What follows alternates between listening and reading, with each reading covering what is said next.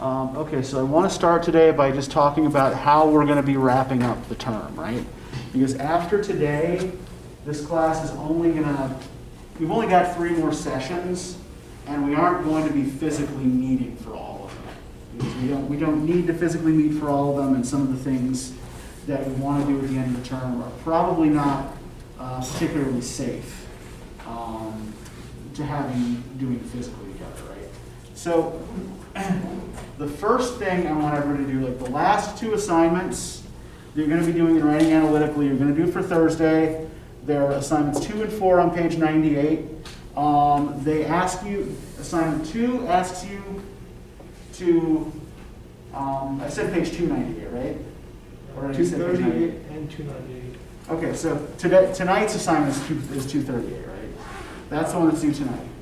I thought this one was due today. Which one?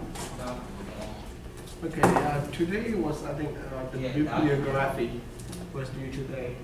That's what it says online.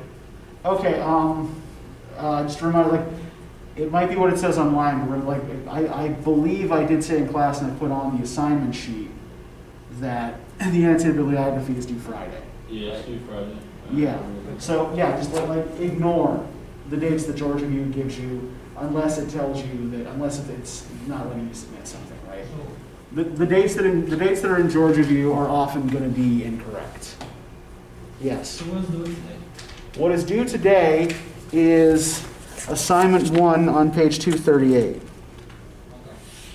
So that's the one where you take 2 sources that you want to use in your paper and try to make them have a conversation with each other, right? So we did some work starting on that last time. We're gonna do some more of that today. I think Abdul, are you the only one who wasn't here last time? Okay, so everybody else has this sheet from last time, right? So we are going to be working with this again. We're going to be doing some other stuff first, though. We're going to finish up with that. So yeah, the annotated bibliography is due Friday. The thing that's due Thursday, right? You're going to take one of the sources you want to use in your paper. For assignment 2, you're going to analyze the introduction and the strategies used in the introduction. For assignment 4, you are going to analyze the conclusion and the strategies that the author is using in the conclusion. One of the reasons I want you guys to do this is because introductions and conclusions are a common trouble spot, right? So paying close attention to the ways that professional academics deal with this will probably help give you a good model to follow, right? And we'll talk about models you can follow for introductions and conclusions and paragraphing in a minute, right? So each is going to be 500 words. You're going to use a source that you intend to include in your paper and provide a full citation so I can find it. You're going to do the same thing for the assignment you're supposed to submit tonight, right? And you're going to submit each assignment separately, right? There's a separate folder for each of them, so make sure that you're submitting them to the right folders. Any questions about this? So what was the page again for tonight? Pardon? What was the page for tonight? For tonight's, the assignment due tonight is page 238, assignment 1. You will also notice, if you look in Georgia View, if you look at the assignment folders, the assignments are all keyed to the assignment number and the page number, right? The folders are all named for the assignment that goes there. Okay, any other questions about this assignment or about what's due tonight?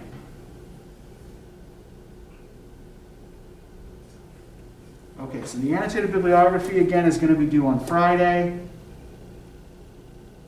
We will not meet on Thursday, as I said last time. What we're going to be doing instead is breaking you up into groups who will be workshopping paper ideas on the discussion boards on Georgia View, right? So I will give you I will email you instructions for that. But yeah, you will just be logging into Georgia View at some time on Thursday and workshopping your paper ideas with your classmates, right? Now, over the break, remember to work on your proposal for the paper, right? And the literacy narrative is also going to be due at the end of the break. Remember that the proposal is mandatory and the literacy narrative is optional, right? That's the extra credit assignment. You don't have to do that, but you can do it for extra points. Okay, any questions about anything? So we choose our own topics for the assignments for today. Oh yeah, so yeah, whatever you are going to be writing your final paper about, right? All of this is geared toward getting you ready for the final paper, right? Helping you get started more easily on that final paper. So, if you've already got a couple of sources, it makes the annotated bibliography easier, right? If you've already analyzed and reviewed some of those sources, it makes the overall paper assignment easier, right? And it makes it easier for you to come up with a thesis, or at least a working thesis, since you know something about the field now, right?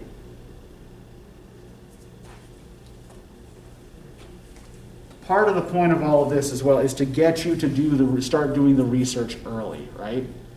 One common misconception I've noticed freshman students in particular often have about research papers is that you can knock them off overnight, and you cannot, right? You have to start a research paper early.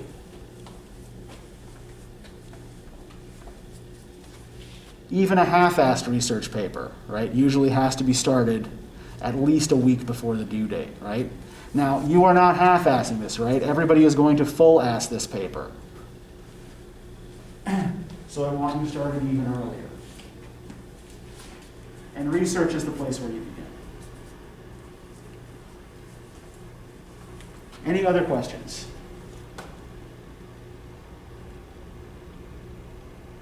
Okay, then I want to talk a little bit about some matters of form. And then we'll get back to continuing what we did on Thursday, so that everybody is more or less clear on what they're doing for the homework assignment tonight, right? So there are 3 points from the chapter I wanted you guys to read from there that I want to discuss, right? I want to talk a little bit about paragraphing. I want to talk about introductions.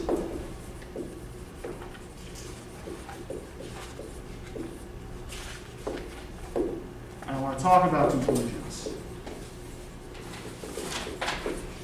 In part because, as I said, these all tend to be common trouble spots. And I think we talked a little bit about paragraphing earlier in the semester, but it's worth revisiting just to make sure that everybody gets it, right? So how long should your average decent paragraph in a paper be? Like half a page? Yes. A good paragraph is usually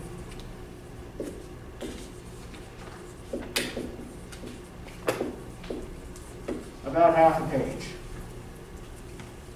It might be a little longer or a little shorter, but use that as a basic rule of thumb, right?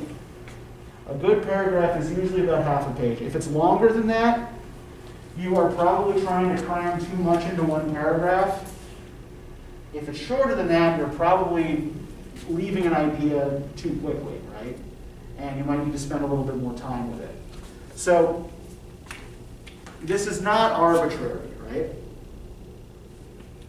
Remember that paragraphing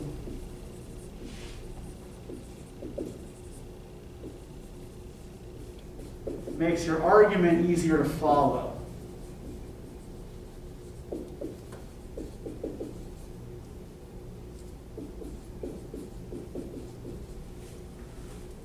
Right, since each paragraph should contain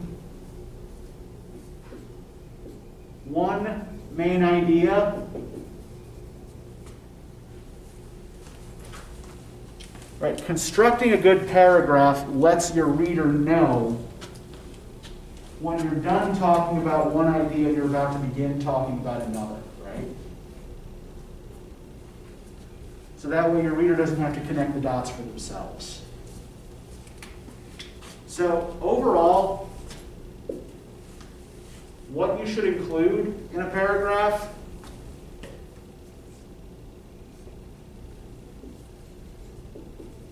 one claim, right, one major claim, one piece of evidence,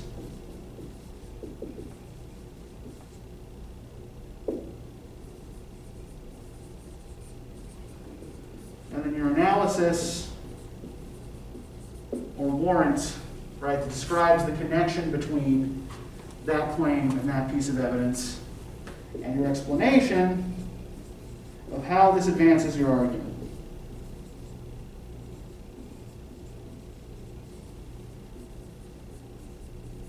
Does everybody remember when we were talking about claims and evidence, what a warrant is in this case? Or do we need a refresher on that? How a warrant is related to claim and evidence?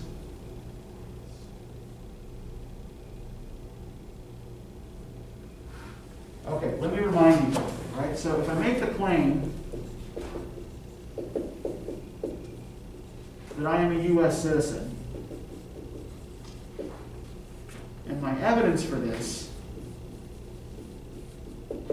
is that I was born in Pennsylvania,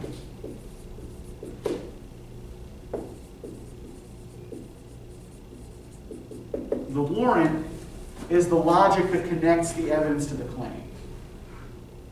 Right? So why can I claim that I'm a U.S. citizen because I was born in Pennsylvania?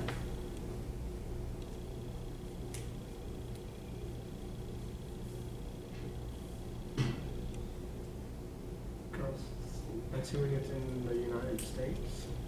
Yeah, because Pennsylvania is in the United States, right? And anyone born in the U.S. is a U.S. citizen, right?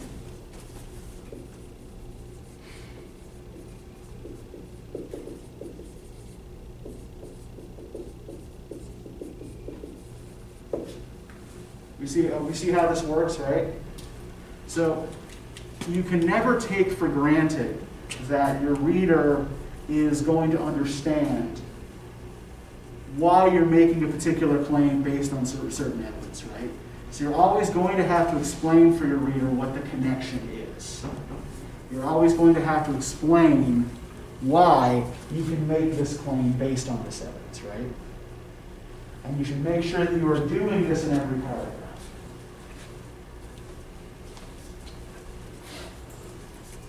So, in terms of arranging these paragraphs, right?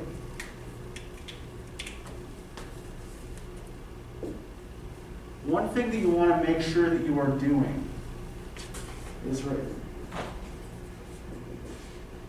beginning each paragraph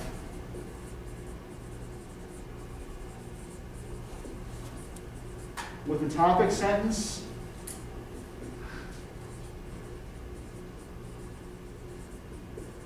that links it with the previous paragraph, right?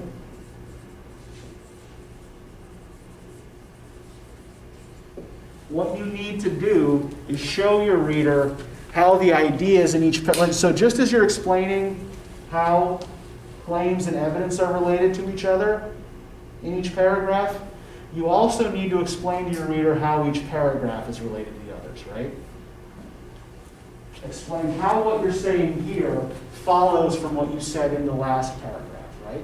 And if you're looking at what you're writing and you're seeing that what you're saying right now doesn't follow from what you just said, but maybe follows from something earlier in the paper or something that you're going to say later, then what do you do with that paragraph? Do you just leave it sitting where it is?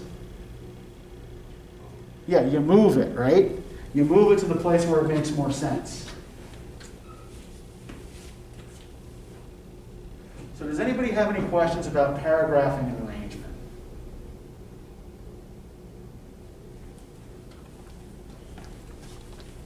Okay.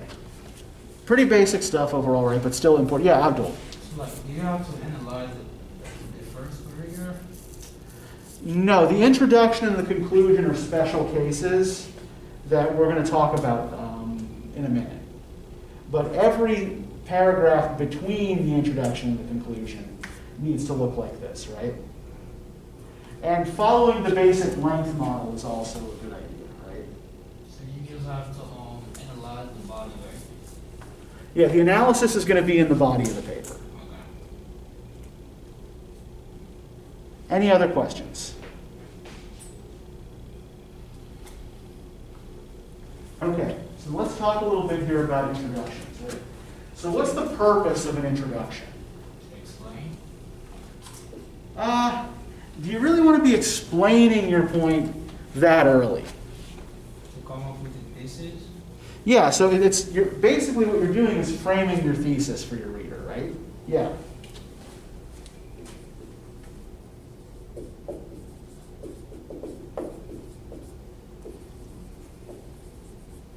But you're also trying to grab your reader's attention and make them interested in what you have to say, right?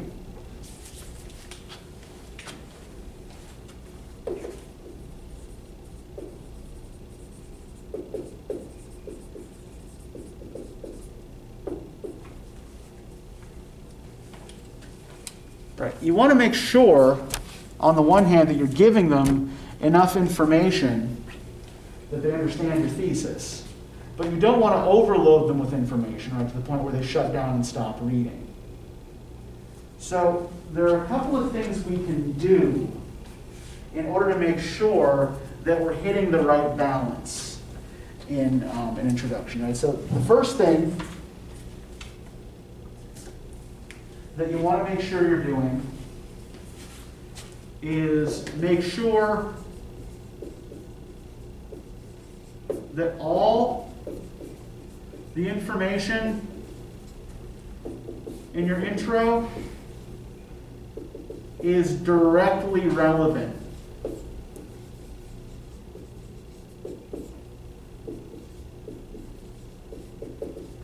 to your working thesis. Right. Make your working thesis the logical culmination of everything that you say in the introduction, right? Don't introduce side tangents. Don't go off in different directions, right? Keep everything focused on building to that thesis. The other thing that you want to do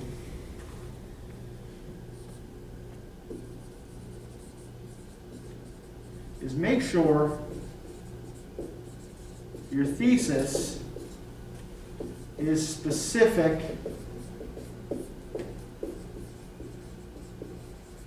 and focused, because this will help you zero in on relevant information to include, right? If you're a little unsure of your thesis, if your thesis is a little bit too vague or too broad, what often happens is we write an incoherent introduction that's full of these kind of disconnected ideas, right? So, there's an example of one of these on page 275 in Writing Analytically. Apparently the student is writing about twinship as a symbol in different religious traditions, right? They say, twinship is a symbol in many religious traditions. The significance of twinship will be discussed and explored in Native American, Japanese Shinto, and Christian religions. Twinship can be either in opposing or common forces in the form of deities or mortals. There are several forms of twinship that show the duality of order versus chaos, good versus evil, and creation versus destruction. The significance of twinship is set to moral codes for society and to explain the inexplicable. So the problem with that introduction, right, is that what you've got here are what looks like a bunch of different topic sentences for different paragraphs, right? It's not clear how these sentences link up to each other, except that they're all concerned with twinship and religion, right? So what this means the writer has to do is think about some kind of stronger common thread through all of these statements, right? What are all of these statements ultimately about? Make that the thesis, and then reframe the introduction to center that thesis. Now the other thing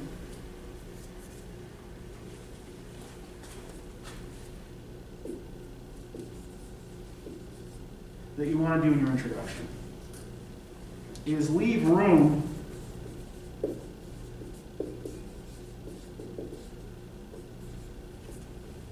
for your thesis to develop. So while you do want to have a fairly narrow, specific idea in your introduction, you want it to be a narrow, specific idea that can still be shaped and qualified in the body of the paper.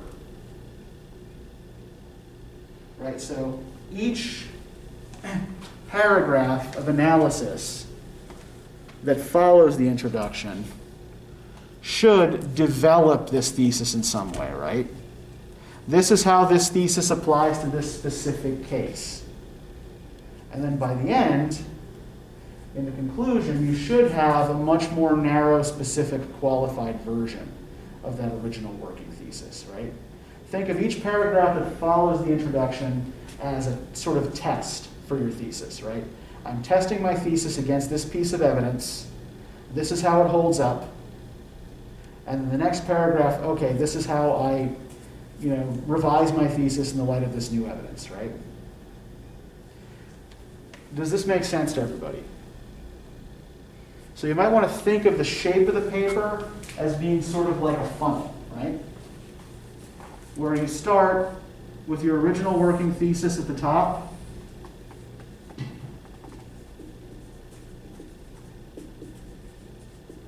and narrow your way down to a more specific thesis that has been thoroughly tested against different pieces of evidence. Now, in terms of positive strategies you can use for an introduction, all right, there's a good list of these in the chapter, but I'm just going to go over them quickly with you.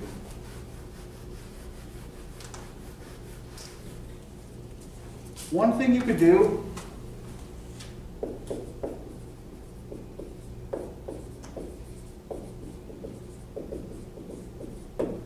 is start with a definition. So say you are writing about the value of liberal arts education, right? How might that be a way in to a good introduction? What might you do if you're employing this strategy to provide an introduction? You define the values first? Well, do we define the values first, or do we define the term first? Yeah, we would have to first define what liberal arts is, right? And we can then build the introduction around that definition of liberal arts, right? Okay, so this is what liberal arts is commonly understood to be. And this is what I am going to argue the value of this is, right? Now, another thing you can do, and you can combine some of these approaches as well, right? You can challenge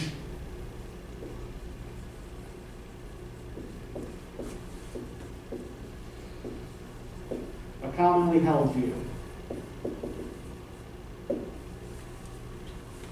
So, say, you come up with your definition of liberal arts education, right?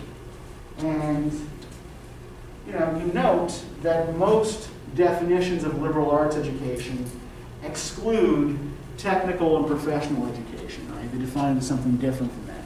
But say you want to argue that, no, in fact, a liberal arts education should include some level of technical proficiency expertise. The technical skills do have a place in the liberal arts, right? So then what you're doing is making your introduction interesting by expressing what the common scholarly consensus on this is, right? This is what most people think. And then saying, but I'm going to take a different tack here, right? I'm going to do something different.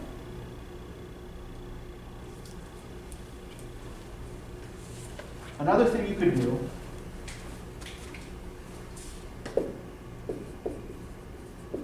is start with a narrative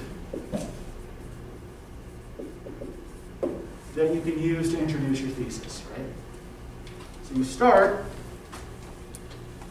by telling a little story that relates to the thesis that you want to explore in the paper.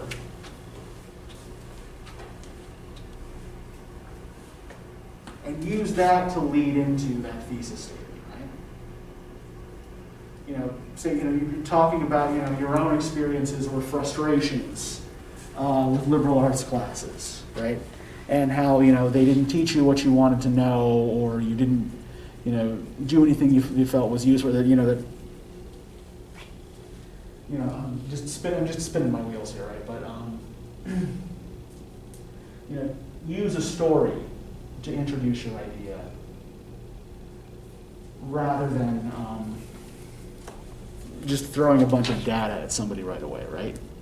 These are all good ways into a paper. But remember, what you're trying to do is ease your reader into your argument. All right, so anybody have any questions about introductions? Okay, then let's talk a little bit about conclusions in brief here too, and then we'll get back to the comparing sources stuff. So, what is the most common mistake, do you think, that students make when writing conclusions? Back in the day.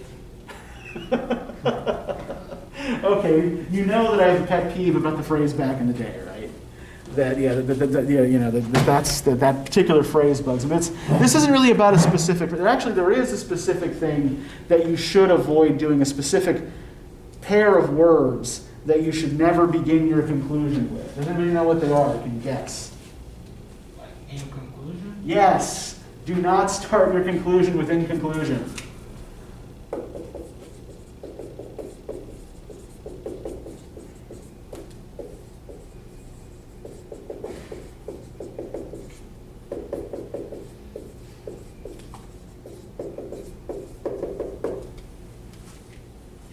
There are a couple reasons for this, right? One, your reader already knows it's a conclusion, right? They can tell because it's at the end of your paper. So saying in conclusion is redundant, right?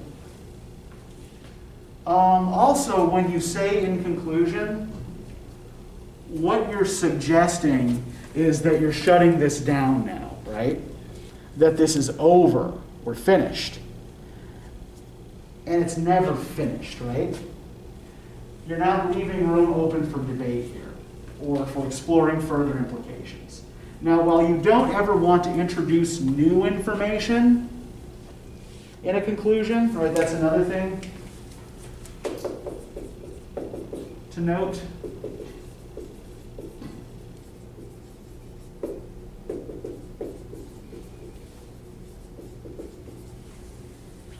You also don't want to shut down possibilities for further discussion or research. And in conclusion, kind of verbally signals to your reader that you're doing that. So what's another common mistake you think students probably make when writing conclusions? And this has to do with the whole conclusion and its relationship to the introduction.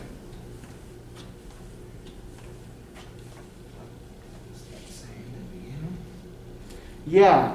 Don't simply repeat your introduction, right? If what you conclude is exactly the same as the idea you had at the beginning of the paper, right? Then there was really no point in going through all of the steps to test that thesis, right? If all you're going to do is like, see, I was absolutely exactly right to begin with, right? So don't repeat your introduction verbatim.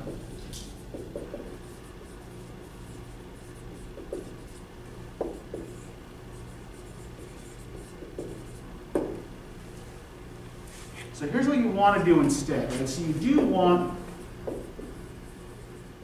to reference your introduction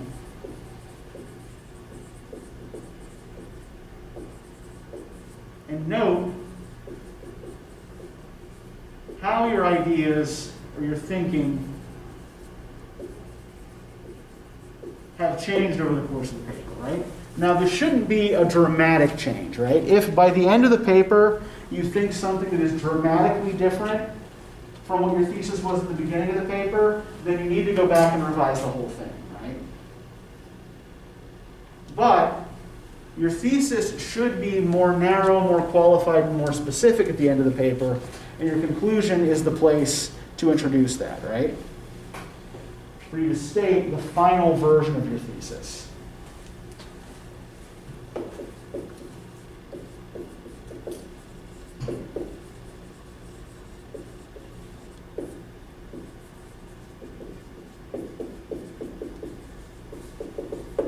You might also want to look into what the implications are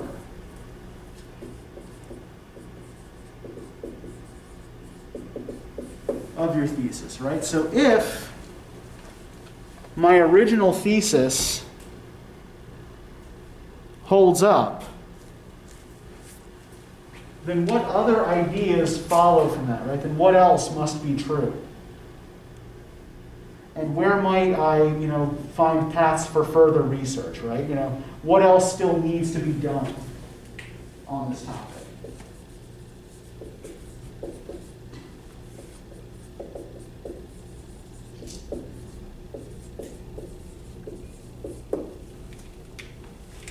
The conclusion is also a good place to acknowledge limitations.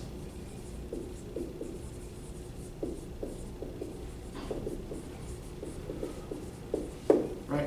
What were you not able to explore or cover in this paper that might be a fruitful avenue for further research, right? So, in this paper, I talked about, the value of liberal arts education for the individual students, but I did not have the time or the space to pursue the implications of this for society more broadly, right? Things like that, right? Acknowledge where you've had to place limits on your research and on your argument, for the sake of space and time, for example. Okay, so does anybody have any questions about this stuff? And all of this, by the way, all of this is basically in the Writing Analytically textbook. You can keep it by you and reference as you are trying to write the introductions and conclusions, so that you can tell, in particular, when you're starting to go off the rails, right?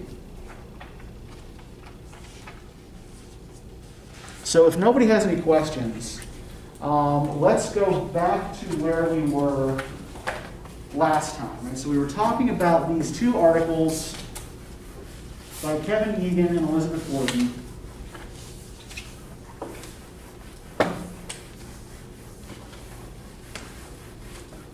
Which were about general education, right? And both were focused on how to get students to take gen ed seriously, right? So what I'd like you guys to do now is take the information. Let's just rehearse, for the sake of those who weren't here on Thursday, some of what we said about each of these articles. Right? So what do we remember? What did we say about the Elizabeth Wharton article?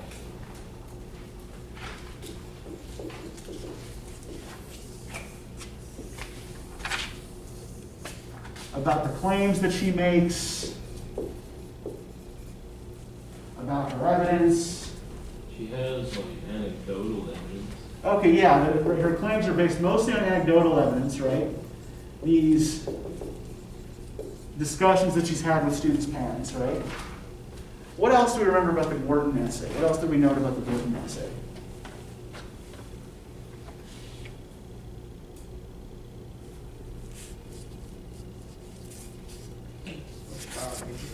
Curriculum?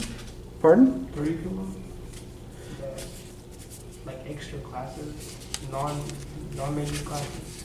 Yeah, there's this binary between gen ed and major classes, right?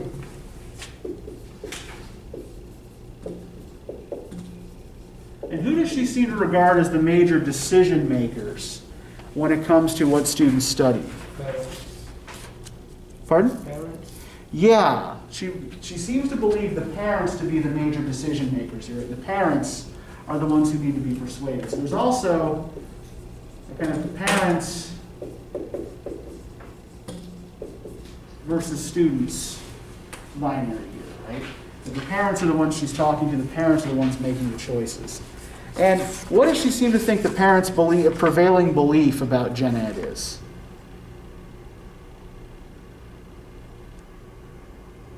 It's not like that important because it'll like steer them away from what they want to like actually study.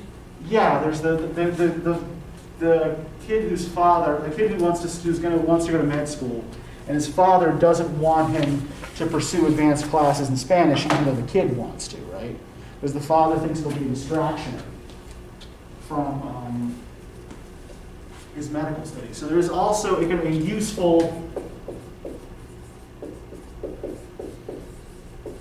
versus useless binary, right?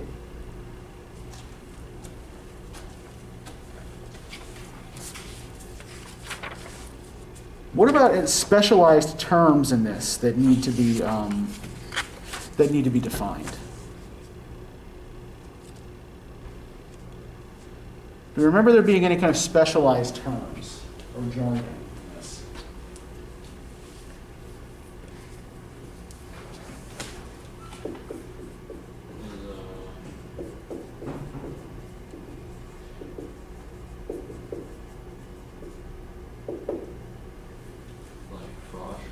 Yeah, Froshmore is probably the closest thing we have here to any kind of jargon word, right? And Froshmore is, it's not academic jargon, it's like admissions jargon, right? It's a term that like the deans of admissions and admissions professionals use.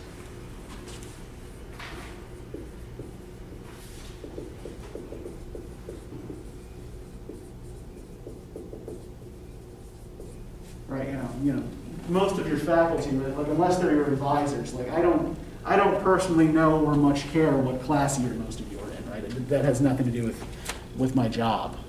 So, right, all right. Anything else that we responded to in the Gordon essay? What does she think the purpose of general education is? What's the claim she's making about gen ed?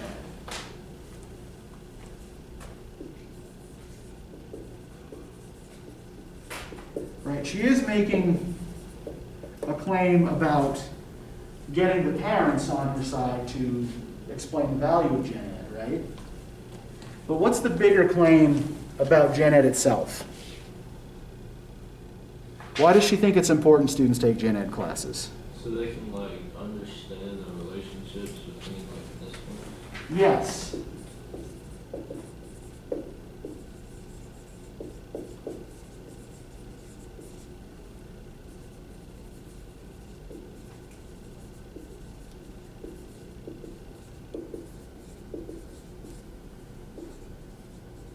Good. All right, so let's shift our focus to the Kevin Egan essay, right? Now, what do we remember about, what did we say about Kevin Egan last time? What's the basic claim that Egan is making?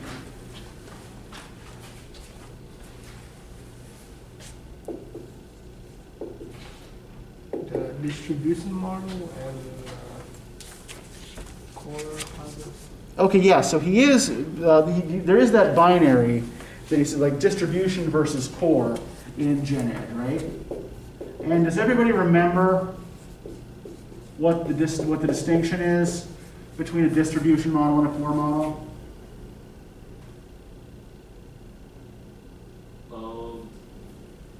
The distribution model has like different classes that fill like different like requirements. Mm-hmm. And the core is like a set, like required amount of like class. Yeah, so like what we have here is a core system, right? everybody takes more or less the same classes, right? You may have a couple of choices within particular disciplines, right? So like for your area C, right, you can take theater appreciation, music appreciation, or art appreciation, and you can take one of the 2,000 level lit classes that interests you, right? But otherwise, everybody has to take Comp 1, Comp 2, you have to take your 1,000 level math, you have to take American Government, World Civ, US History, right? So yeah, the classes, the core model, the gen ed classes that you have to take are set by the institution. In a distribution model, you choose classes that fill certain loose requirements, right? So what's the other term, what's the less than complementary term that Egan uses for a distribution model that isn't working? The cafeteria approach? Yeah, cafeteria approach. Right, where it's just like walking up to a buffet, right? And you just pick whatever will fit on your plate and take it back to the table, right? So what does he think is problematic about this cafeteria approach?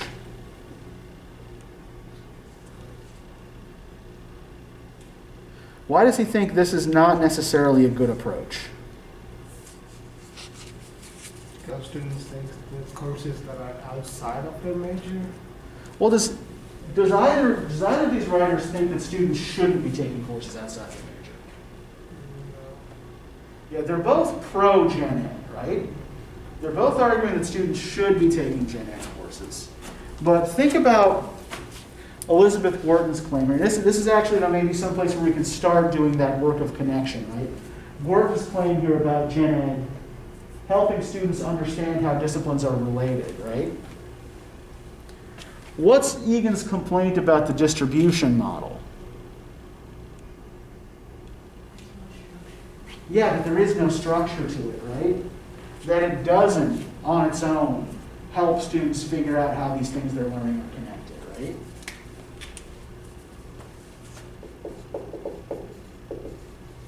Yeah, the distribution models of Gen Ed don't necessarily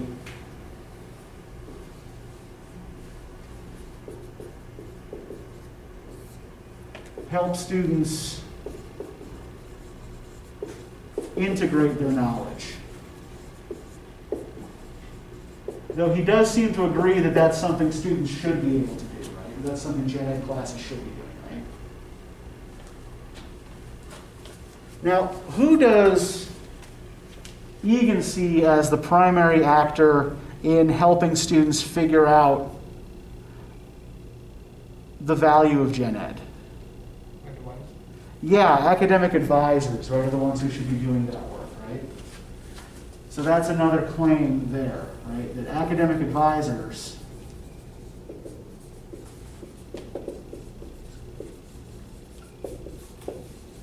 need to help students see how their courses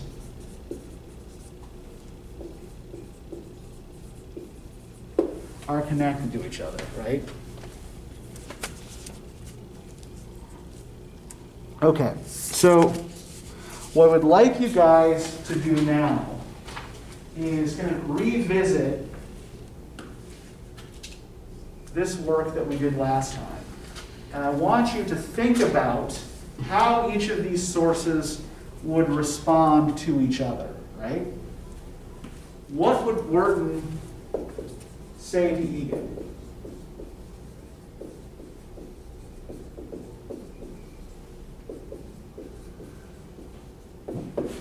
And what would Egan say to Gordon?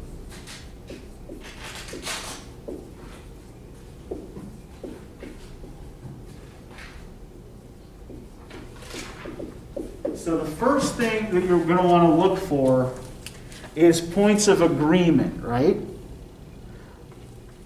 Look at the points we've got up here on the board, look back at the essays, and look for things that they seem to agree on, right? Then, look for points on which they differ, after you've figured out what the points of agreement are, right? So they agree about X, but Y is where they split apart, right? Start there.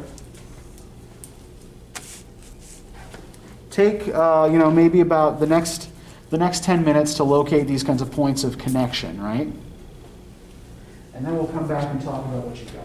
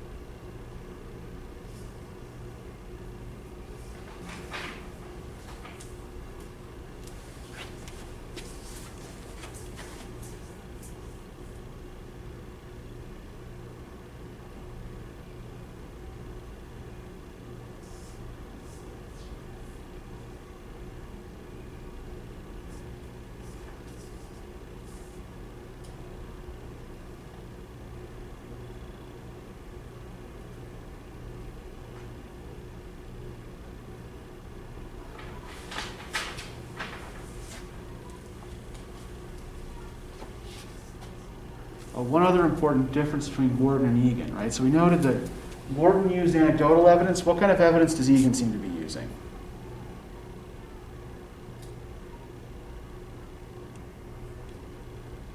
Well, what's the meaning of that? Pardon? What does it mean? That word, the first one. What, anecdotal? Yeah. What does it mean? So anecdotal evidence is just like telling a little story that's meant to be an example, and then using that as evidence to kind of draw broader conclusions, right? So one thing you might know Egan is doing, right, is that he's using as his evidence research done by other scholars, right?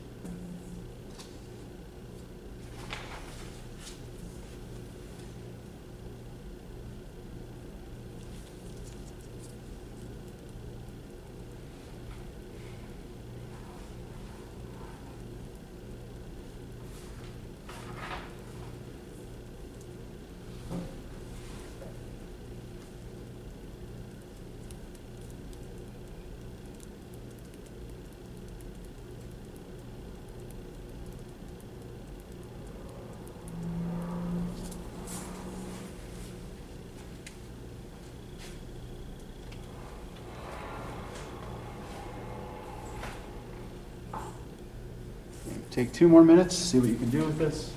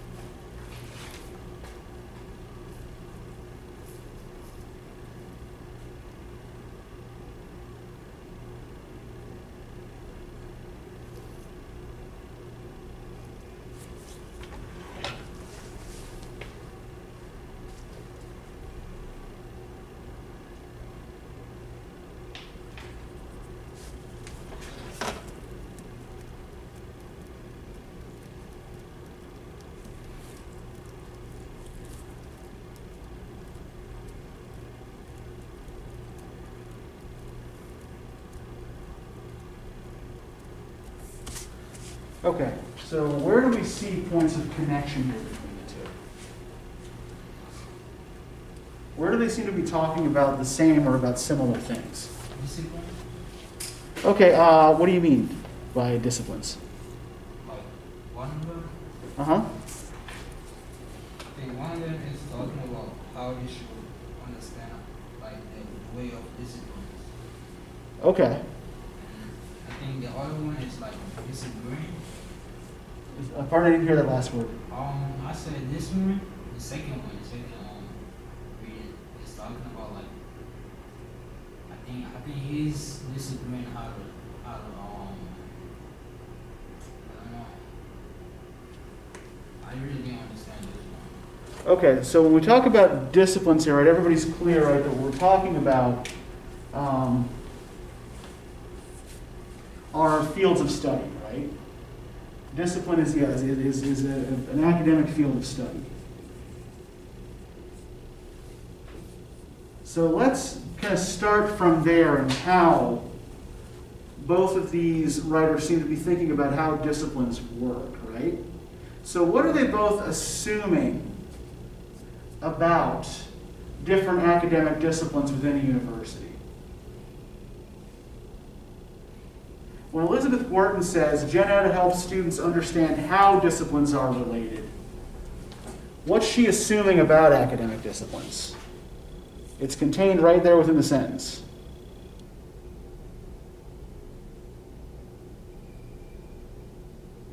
That the education is what helps, rather than, Well, I think that's kind of what's clearly stated, right? yeah. But is it necessarily true or obvious that the different academic fields are related? But she doesn't bother to try to prove that, right? She just assumes, that she assumes that to be true, right?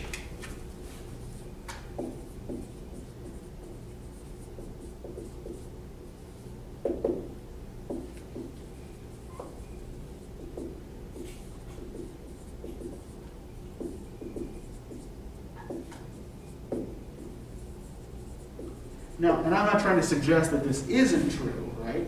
But it's something that she doesn't seem to feel she needs to demonstrate as true, right? So, while both of these writers seem to think that, well, let me put it to you this way. Does Egan seem to believe the same thing, that academic disciplines are related to each other? Right. Okay, yeah, more or less, right? But where does Egan differ with Gorton on this? That the advisors should help them understand it rather than just the general education itself. Yeah, okay, that Gorton seems to be assuming that just taking the gen ed classes is going to do it, right? Yeah. That we have students take gen ed classes so that they will understand how these disciplines are related to each other, right?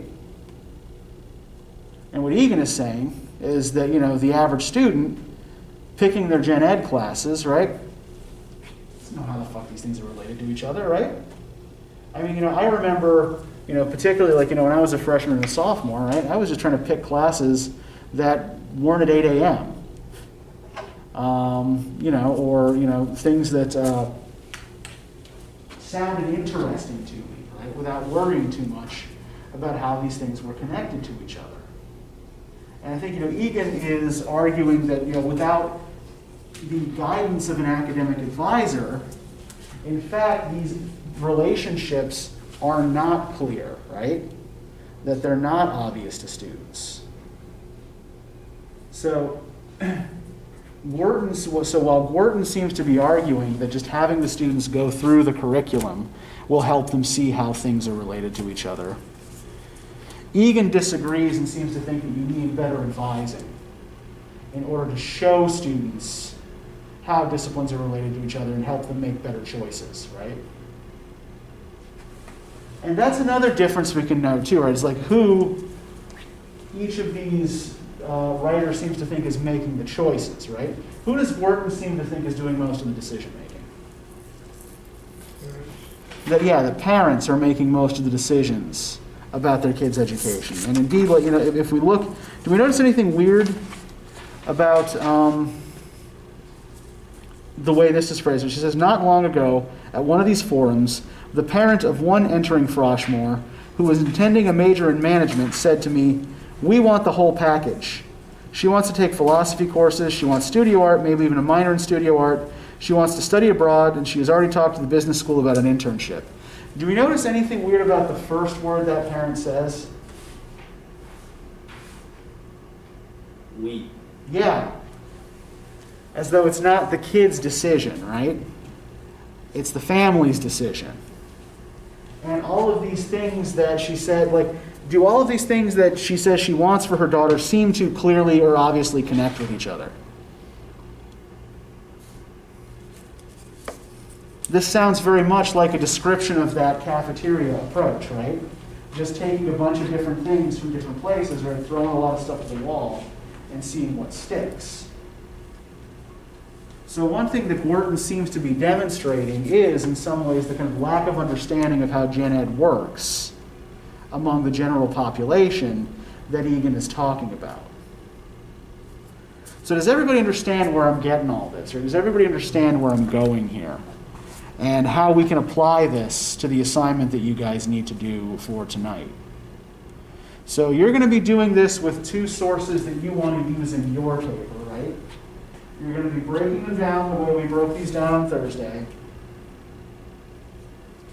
And you're going to be following the basic steps here on this sheet to do that breakdown and to try to put these sources into conversation with each other and think about how they might respond to one another's arguments, right?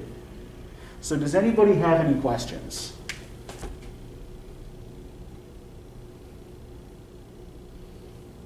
And do I hear literal crickets? If I do, all right. All right. Okay, so if nobody has any questions, I'm going to let you guys go a little bit early today. Remember, we're not meeting Thursday, but you do have work to do for Thursday, right? So make sure to check your email for instructions.